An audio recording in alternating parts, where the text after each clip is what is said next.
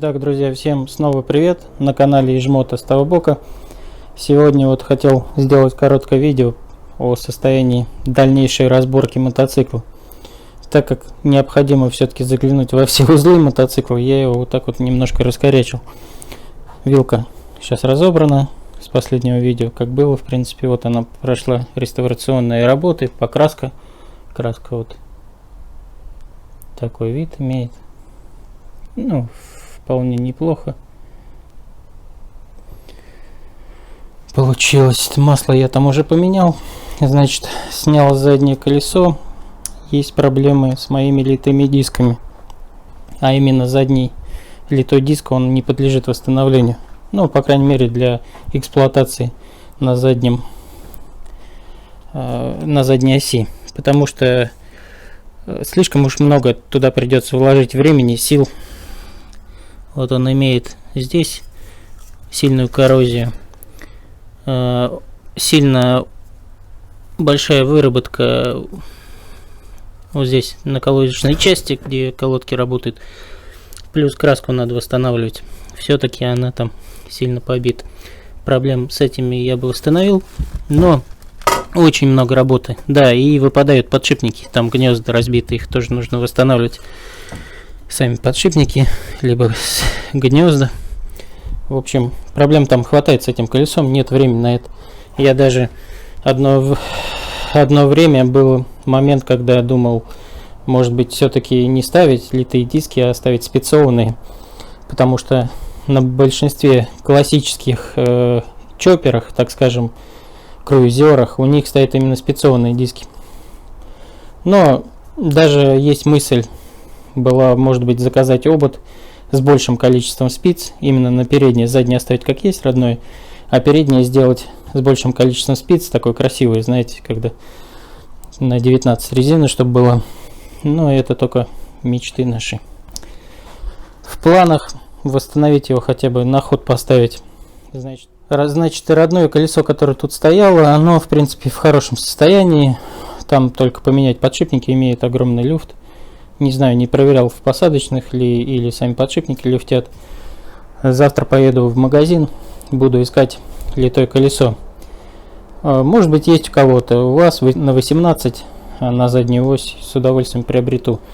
Это Москва плюс, там, ну не знаю, 100 километров от Москвы я доеду на автомобиле.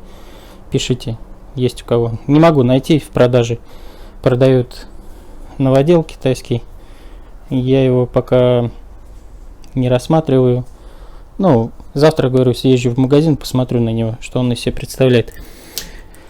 Тут в этой части, в этом узле вроде бы люфта нет, но звездочка имеет уже такой хороший износ. Значит, получается покупать новую цепь сюда устанавливать, пока не имеет смысла. Будем. Я помыл старое, там вот канистра у меня 5-литровая с бензином. Оно хорошее. Шлицевая часть тут в порядке. То есть купить литой диск, поставить, ну, обслужить, конечно, разобрать этот узел, промазать подшипник. Дальше, что еще? Еще такая вот вкуснота нас посетила. Вы видите, да? Там конденсат, вся прочая лабуда. Вот там вдали, там отверстия практически его нет. То есть сюда добавляется еще и разборка, промывка всей выхлопной системы. Ну, все, тут просто все, я не знаю. Амортизаторы текут. Да, даже они, вот видите, все мокрое, сапатое. Что не тронь, я вот не знаю, ну поворотники тут работали, зарядка была. Двигатель, я много раз говорил, я его перебирал тоже целиком и полностью. Но не знаю, все просто. Да, задняя часть рамы я перекрасил и вот восстановил. Именно задняя, потому что она тут разделяется на юнкере. Вот этот болт, вот этот. И этот, и вот тот. Откручиваешь, и жопа отъезжает на него вот так. Вот тут разъединяешь только штекер. И все, и жопу можно отделить задним колесом. Интересная конструкция, конечно.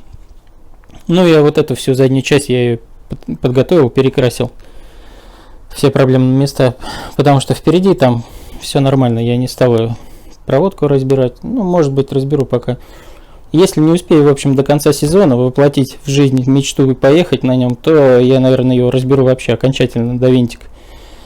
Перекрашу раму, не порошковой, а такой обычной краской, ну, молотковой, крепкой, черной.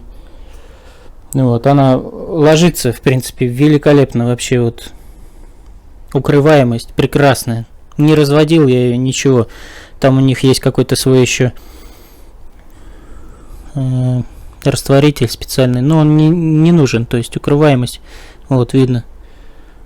Для рамы это более чем.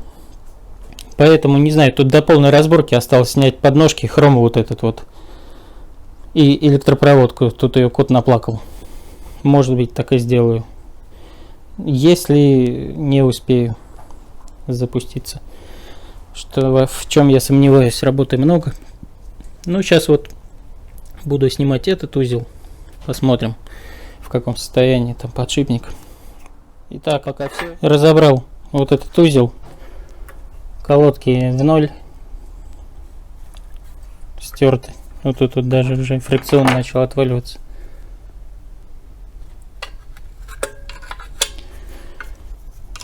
Здесь вот протерто до металлов. Да.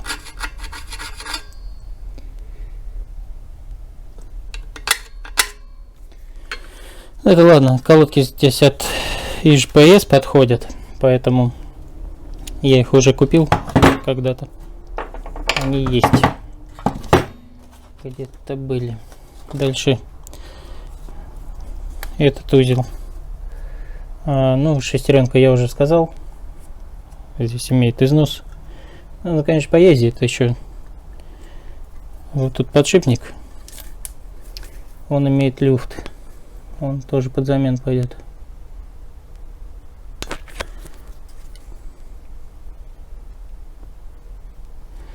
Вот. В принципе-то и все. Сама барабанная часть, да, имеет неравномерный износ. Вот тут я не знаю, какого диаметра она должна быть. Ну, поставим новые колодки, посмотрим. Пока все. Здесь подшипники под замену. То есть пока стояла притянута на мотоцикле, люфта я не ощущал. Но тут прямо явный. На этом все на сегодня. Смотрите меня дальше. Будем с вами вместе восстанавливать юнкера. Посмотрим, как это у меня получится. Ну, всех благ вам. Спасибо, что смотрите меня, комментируете мои видео. Я очень рад, что кому-то они полезны. Пока на этом все. Всего доброго и всем удачи. Подписывайтесь на мой канал. Будет еще много видео по сборке двигателей. Все это впереди.